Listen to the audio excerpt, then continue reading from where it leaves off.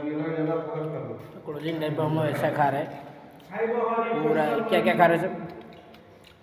Chicken है, mutton है, आलू चोखा है, आलू चोखा है, टमाटर चटनी है, ये मेरा है। गुलाब जामुन दिखा रहे।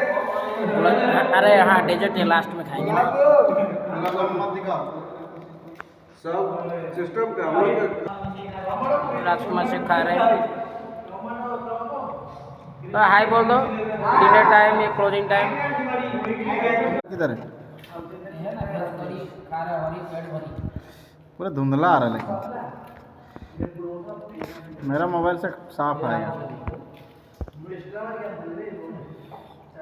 हाय हरी, क्या क्या खा रहा है? नहीं बता रहा।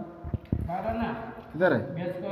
आलू चोखा, चिकन फ्राई, चिकन फ्राई।